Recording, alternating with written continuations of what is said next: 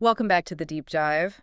Today, we are going way off the beaten path. We're getting into the microscopic world right beneath our feet. We are. We're cracking open a deep dive into the journey and really the revolutionary concept of Mark Freeman. He's the creator of the PE1 project. And our mission today is to really dissect how one man's, well, his profound health collapse, a situation where he just felt completely abandoned by modern medicine. Right, how that led him to a fundamental truth. And the solution, it wasn't in a pill, it wasn't in some new therapy. He found it in the ground. And the stakes here were just incredibly high. The material we have paints this picture of intense suffering. We're talking chronic pain, debilitating fatigue. And it all culminated in this terrifying diagnosis of type 2 diabetes. Yeah, with insulin spiking to values that, his doctors actually described them as unbelievable. For months, Freeman felt like he was, physically dying. And that level of desperation is so crucial to understanding what he did next. When he realized that the standard medical path, all the traditional therapy, was failing him. Not just stalling. No, actively failing. He started to internalize this radical idea that the solution had to be foundational, had to be biological, and completely outside of what anyone was telling him. That sets up our core question perfectly. How does feeling like you're on death's door lead you to studying soil microbiology? How does that kind of crisis lead to this huge discovery? Because that discovery simplifies everything. It became so clear to him, medicine wasn't going to save him, but knowledge would. And the ultimate knowledge was? Health is food, and food is soil. It's Yeah. that simple. He realized if you don't fix the foundation, the structure, our bodies, it's just going to collapse. It's inevitable. Okay, so let's unpack that journey, because it's not just a science story. It really loops all the way back to his childhood. Freeman had this early, almost, spiritual connection to nature. He really did. He saw the earth not as a resource to be used, but as a single living organism. And that perspective, it allowed him to see things most of us just walk right past. Yeah, he was captivated by the interactions between plants and animals, especially ants. For him, the world under the grass was an entire universe. He used to say that everyone else was walking and shining, looking up or ahead. And just totally ignoring the life right under their feet, the Right. complexity, the intelligence of it all. Exactly. And that failure to look down kind of mirrored his own health crisis in a way. His collapse wasn't sudden. It was building for years. The sources describe a continuous, heavy workload, this severe physical and psychological overload, debilitating injuries. He also mentions, and this is interesting, that his ADHD diagnosis played a part. He had this inability to rest, to slow down. He just couldn't stop this continuous engine of work. Which led to a chronic internal breakdown. And the final breaking point, the moment his body just said, that's it, no more, was triggered by a car accident. That accident became the catalyst. It forced him into this state of physical pain where even a simple act like cooking was just immense suffering. And his desperation fueled this really radical shift. It really tells you everything about his level of agony. Traditional medicine was useless. His body was rejecting even the idea of food. So he did the ultimate self-experiment. He stopped eating. For 3 weeks. He drank pretty much only water. And this wasn't, some spiritual fast. Right. It was a desperate, primal reaction from a body he felt was poisoning itself with every single bite. Wow, stopping eating for 3 weeks. That's an act of both despair and research all rolled into one. So what did he do right after that? Well, that time gave him space. And he just dove headfirst into research with that same intensity he used to apply to his work. He became a sponge. Studying what exactly? Everything. Doctors, complex diagnoses, microbiology, fermentation science, even spiritual practices. Anything that offered an alternative blueprint for, how life works. And after all that study, the call was intuitive, right? It wasn't for some new chemical compound. It was for the earth itself. Precisely. He realized he needed that grounding force of nature. It wasn't just about planting a garden. It was an urgent mission to grow plants and, more specifically, to study how they regenerated, to analyze the soil in minute detail. He had to get to the foundational basis of vitality. He had to. And what he discovered when he tried to reconnect was, frankly, shocking. The material points out this huge deficiency. He realized the powerful, potent taste of food from his childhood. It was just gone. And it wasn't just nostalgia, was it? Oh, no, not at all. It was a physical measure of nutrient loss. He found that even the crops from the most expensive, super organic stores and farms, they just lack that quality, that biological density. But here's the twist. The sources show he realized the problem wasn't new. He said the really painful finding was that even when he was helping his parents and grandparents on their farm years ago, they were already killing the land. Yes, that's the ancestral error. Even though that older food tasted better, those traditional farming methods, even simple tilling, were destroying the soil's microscopic intelligence. So they were getting what he called poisoned products. Poisoned by deficiency, not just chemicals, but by what was missing. So he dedicated years to what he calls the grand synthesis. He had to look past what everyone else was doing. He started studying the best biologists, regenerative ag experts. He mentions things like Korean natural farming, permaculture, all of it focused on one thing: microorganisms. And this relentless search led him to that ultimate truth, which I think is worth repeating. And it absolutely is.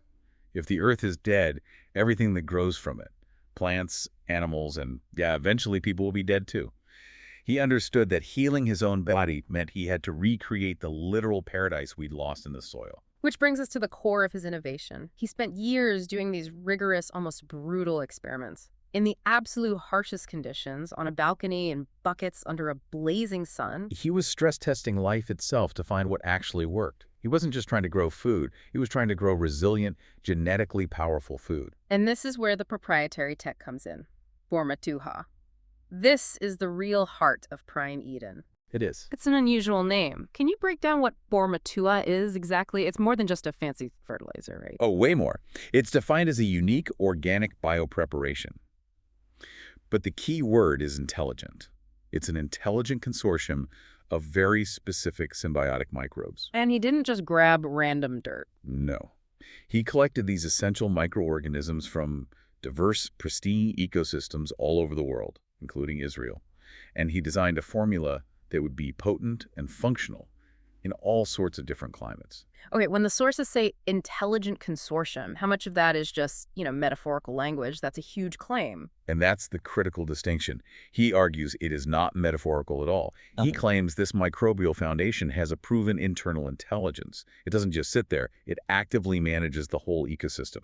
So the intelligence is in its selection process. It's a dynamic symbiotic selection process. Yeah, it's like the ultimate logistics manager for the plant's roots. It makes sure the plant gets the exact substances, microelements, minerals right when it needs them. So the microbes are basically processing the soil and feeding the plant. Exactly. They ensure the plant only pulls what it needs to unlock its full genetic potential, which prevents it from passively absorbing useless or even harmful stuff.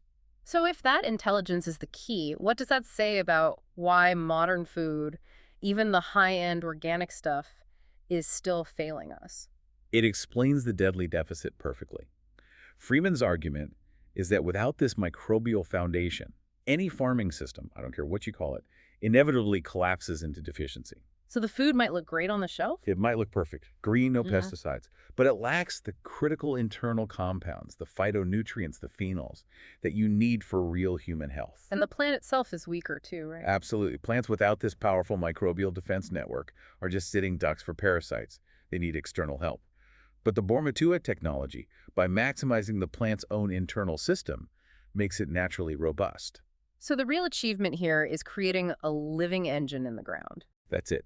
By combining this specific microbiology with specialized soil techniques, he created the most fertile soil imaginable. A living foundation with no known analogs, and it's immediately populated by creatures that help the plant just fully unlock its genetic potential. It's maximizing biological life, not just industrial output. It's a complete shift in perspective.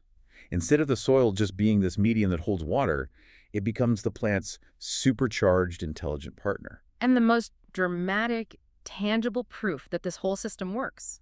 It comes right back to Mark Freeman's own body.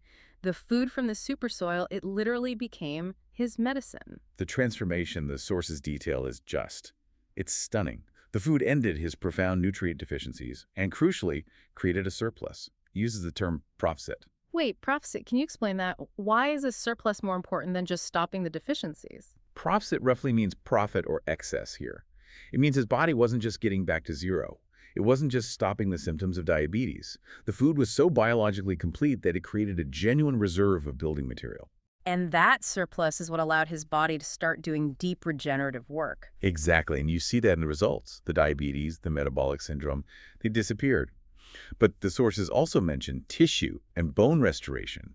intense healing, even the splitting of growths. The body finally had the materials it needed not just to patch things up, but to actually rebuild. Yes. The food itself became the informational building material for complete systemic overhaul, which led him to this big connection he always talks about, the gut-soil parallel. Right. He realized a plant's roots are basically its brain, managed by those microbes in the soil. Just like our own gut health, and so much of our overall health, is managed by our gut microbiome. So by eating these ultra-powerful products, You're consuming those specific, beneficial symbiotic microbes are basically giving your internal system a massive and very necessary upgrade. let's talk about the physical results of the food itself. The sources describe these plants that are just visually perfect, no defects, thriving under a blazing sun. And the taste. He says the taste is phenomenal because it is the full expression of the plant's genetic potential. And you can actually quantify the vitality. You can. Where a normal flower might give you 5 buds, his produce 20. Where typical wheat has, say, 3 years, his wheat yields 18 or 20. This isn't just a slightly better crop. It's an exponential increase in biological density and life force. And it's all driven by that intelligence in the soil. All of it. But Freeman realized he couldn't personally rescue everyone from the, quote, mass poison of modern deficient food, the kind of stuff that was making him sick for days. So he shifted his focus. Instead of trying to save the whole world, he decided to create a sanctuary, an island, a literal Garden of Eden. And that became the vision for Prime Eden. He's very clear it's not a large-scale commercial farm. No, it's a culture, a place dedicated to returning to that biological paradise we lost. And that whole concept is captured in his idea of intelligent nutrition. Yes. The food grown there is clean food that heals, and it's intelligent because it contains everything, all the metals, salt, complex compounds, which allows your body's own intelligence to pick and choose exactly what it needs to repair itself. Because the plants are getting the super nutrition, they're just synthesizing the maximum possible levels of everything good. All the phytonutrients, phenols, vitamins. He fundamentally believes this food is superior to anything from a conventional organic farm, all because of that foundational microbial intelligence.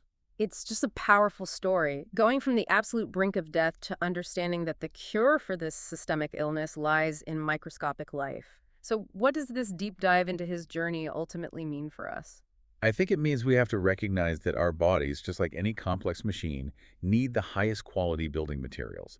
Freeman's experience, it just underscores that the human body cannot truly rebuild or regenerate using deficient, incomplete materials. And the solution, in his view, is shockingly simple. It is. Stop looking for a pharmacological patch and start supplying the ultimate, biologically complete base material. And it comes directly from intelligent soil. And it all started because he felt that loss, the loss of power and taste in modern food.